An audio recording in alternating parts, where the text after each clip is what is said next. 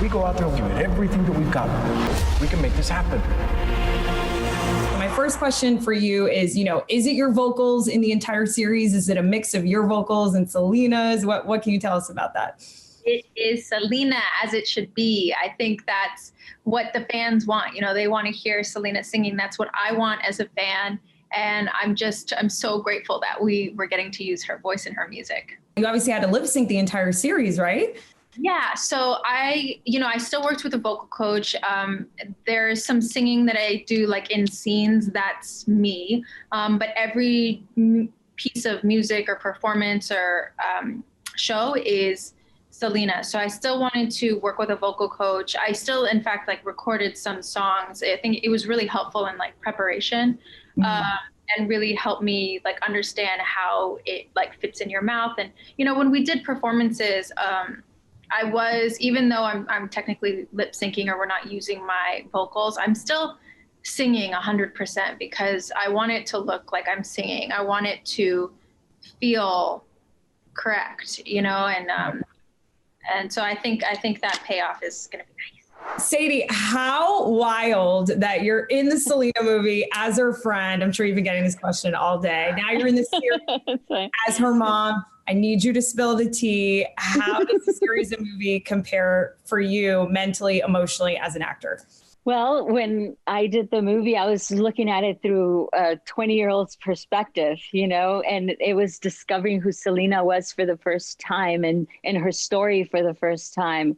And this time I get the gift to come back into this project and see it from a whole different perspective. I mean, who gets that, It's for an actress and for a person, it's amazing. And so in many ways, it was almost like looking into my childhood through my mom's perspective, because I lived similar things in the 80s and 90s. And I was just like, God, this is so great. It was amazing. It really was. One thing that really shocked me, because I was a fan of Selena, growing up, I loved the movie, but was the lengths that Los Dinos and Southern Pearl went through just to make it, making the lights out of peach cans, getting their name dropped. I was curious for the both of you, what was the most shocking thing that you learned about what your character went through in real life? For me, it was the humble beginnings. I'm from South Texas. I'm born the same year as Selena. We're separated by 4 months. I grew up with this story in my lifetime. The number of times I would jump into my father's truck and he'd have it on a Tejano music station, and there would be a Selena song I can't even count.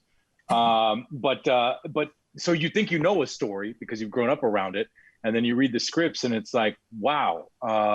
And for me, it was the absolute humble beginnings and the struggle that they had to endure to get to where they got to. For me, I want to say the writing, the musical writing that AB had to that he did for Selena and Los Dinos.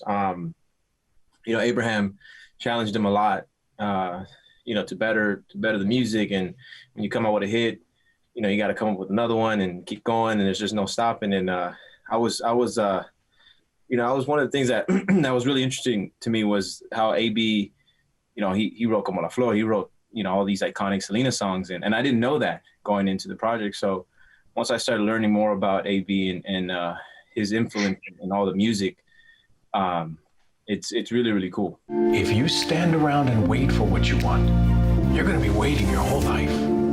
You have to go and get it. I can tell you, as a huge fan of Selena, a huge fan of the movie, I just felt like your portrayal of her is so accurate. I mean, just everything. How long and how much did you rehearse and prep for this role? Walk us through that whole thing. When did you find out you got it? What did you do? That means a lot to me. So thank you. I wanted to do such a good job so badly. I just am so grateful. I'm so excited that we're telling her story again. I'm excited that we're telling an elongated version of her story. We're seeing more of her. We're seeing, the hard work that came before the legend. And I think that's so important. And I think that's going to make you know, the second season where we see her more as like the star we know today, I think it's going to mean so much more to people because they've seen the hard work and the changes that she went through as a young adult and a kid, trying to like find how she wanted to be perceived on stage. I think that's really fascinating. But I found out, you know, about this project, I feel like 2 years ago, and the audition process was really long, and I'm kind of grateful that it was because it nearly acted as prep for the show. Right. By the time I found out that I was going to be playing her, it was, I think, a week or 10 days between the day I found out until the first day of set. So there was, I had already started, you know, being a big Selena fan, I felt like I had my research of Selena. So I had a great base, but that base definitely was those few years when she was at her peak, when she was in her early 20s, you know? Mm-hmm. So I had to just go a lot farther in time and do a deeper dive, and social media was super helpful. Like all the like Selena fan accounts on Instagram ended up being like a really great resource for me and for like a lot of the cast. And luckily her family was on board. So we have like a more intimate, I think, insight to who she was when she was younger and how she became the Selena that we know today. Yeah. Oh, Instagram coming through. How do you think, you know, JLo and Christian's embodiment of Selena, how do they differ or are they similar? I think that they were perfect for each project.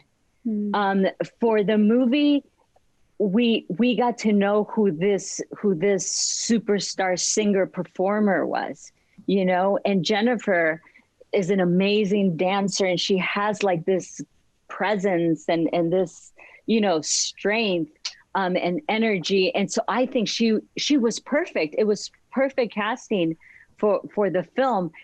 But for our series, I think that Christian has this beautiful vulnerability and this like inner strength.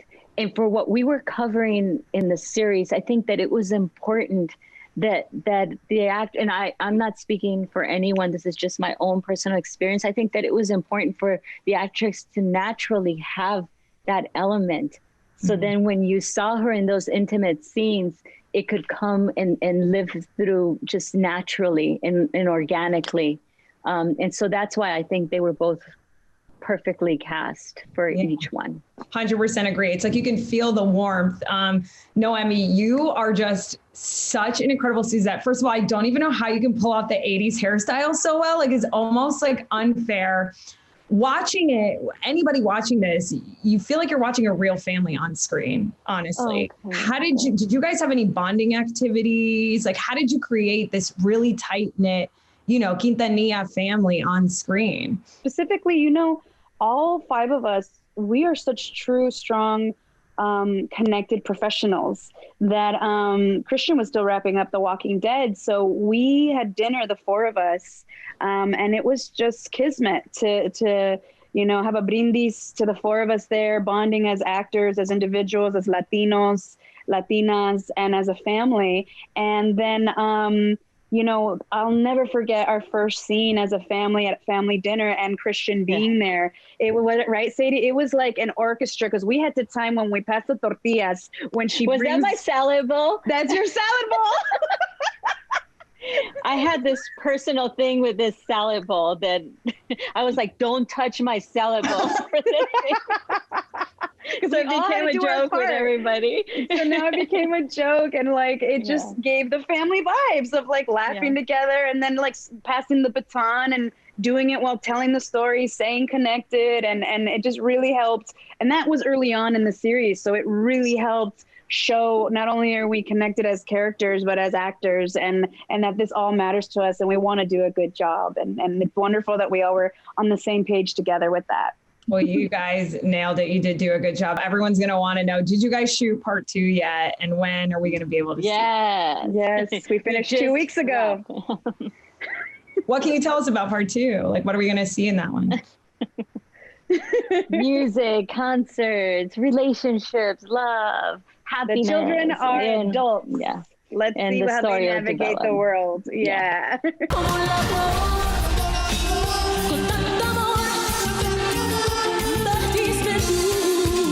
for the both of you, I want to know how you embodied the characters. Like Ricardo, did you watch Edward James Olmos's performance interviews? Did you get to sit down with the real Abraham? And then after, for you, Gabriel, did you actually play guitar? What was your experience with music beforehand? But we'll start with Ricardo. So I've never seen the movie. What?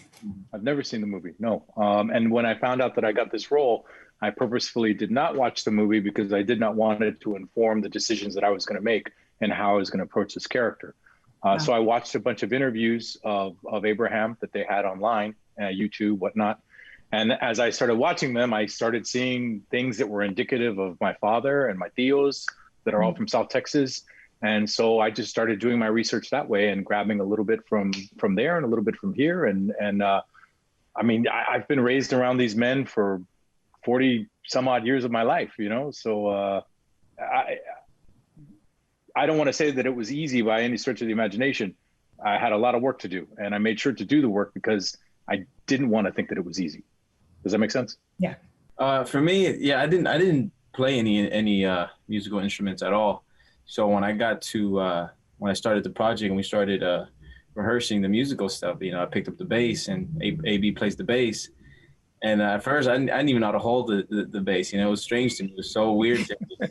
And then as practice, we kept practicing, and I got I started to get better at it. And they practiced a lot. They practiced a lot. They did amazing jobs. I'm sorry, I had to interrupt real quick. They practiced a lot and they did amazing jobs. No, I appreciate you, Ricardo. Yeah, it was fun, and like the dancing too. AB dances as well, so. Yeah, he's got that Tejano bop. You nailed that. We call it the Quintanilla dance. And yeah, it's fun. It's great, and so being able to do that, play the instrument and dance was hard. It was hard, but it was a lot of fun. It's funny. She's always represented, she publicly went through the paradox that we go through as Latinx, people growing up in America, which is I'm not, in her case, Mexican enough, or I'm not American enough. I know you were born in California, but you're Mexican. So did you struggle with that personally growing up, and did you channel that into your performance? A lot. And I think that's why, I had such admiration for Selena. I think it's why a lot of people do, because there's a huge community of Mexican American people.